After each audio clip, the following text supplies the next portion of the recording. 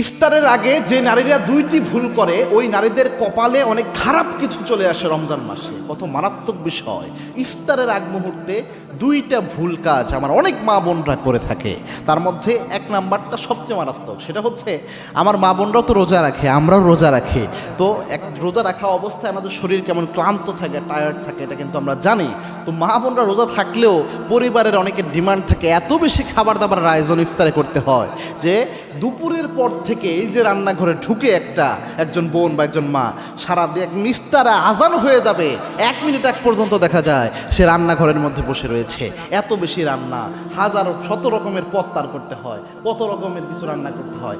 এই জিনিসটা কিন্তু মারাত্মক ক্ষতি করে ওই মা বোনদের জীবনে। এর কারণ হচ্ছে আমরা জানি ইফতারের আগ মুহূর্তের যে সময়টা, এটা গুরুত্বপূর্ণ একটা সময়। পরে একটা কথা বলছি, আল্লাহর হাবিব সাল্লাল্লাহু আলাইহি ওয়াসাল্লাম বলেছেন ইফতারের যে আগ মুহূর্ত, যে কয়েক সময় দোয়া কবুল হয় তার মধ্যে আল্লাহর হাবিব জানিয়েছেন ইফতারের আগ মুহূর্তে বান্দা যখন ইফতারের সামনে নিয়ে বসে, এই সময় আল্লাহ রাব্বুল আলামিন বান্দার সমস্ত দোয়া কবুল করে নেয়। সুবহানাল্লাহ। এই জন্যে মহিলা মা বোনরা আপনাদেরকে একদম স্ট্রংলি আমি একটা পরামর্শ দেই, খুব গুরুত্বের সাথে একটা পরামর্শ দেই, আপনারা কখনোই একদম রমজানের একদম ইফতারের আগ মুহূর্তে পর্যন্ত একটা কাজে ব্যস্ত থাকবেন, এটা যেন না হয়। খবরদার, পুরা ইফতার সাজানো থেকে নিয়ে শুরু করে সব কিছু 5 মিনিট বা 10 মিনিট আগেই সব সমাপ্ত করে ফেলবেন। এরপর আপনিও ইফতার সামনে নিয়ে বসে যান, বসে যে ইফতার সামনে রেখে আপনি আপনার পরিবারের জন্য দোয়া করতে থাকেন, নিজের জন্য দোয়া করেন। এই দোয়া আল্লাহ রাব্বুল আলামিন সরাসরি কবুল করে নেয়। এই সময় দোয়া সবচেয়ে বেশি কবুল হয়।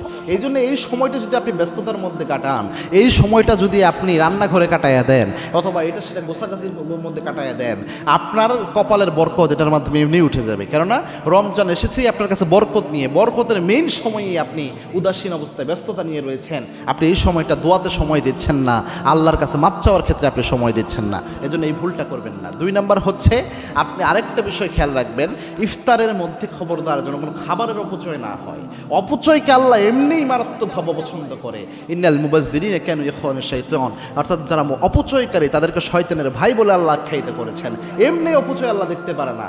আর সবচেয়ে রহমতের মাস, বরকতের মাস, সবচেয়ে নাজাতের মাস যেটা রমজান, এই মাসে যখন আপনার এই খাবারের অপচয় হয় আল্লাহ আরও বেশি রাগান্বিত হয়ে যায়। কত অসহায় মানুষ রয়েছে, খাবার পায় না।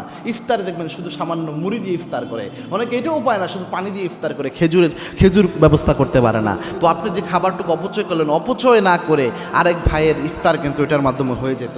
এজন্য খাবারের অপচয় রোধ করেন, পারলে আরেক ভাইয়ের কাছে যেন ইফতার পৌঁছায় এরকম উদ্যোগ নেন, এরকম প্ল্যান নেন। আল্লাহ আমাদের সকলকে এরকম মেজাজ এদেরকে আল্লাহুম্মা আমিন।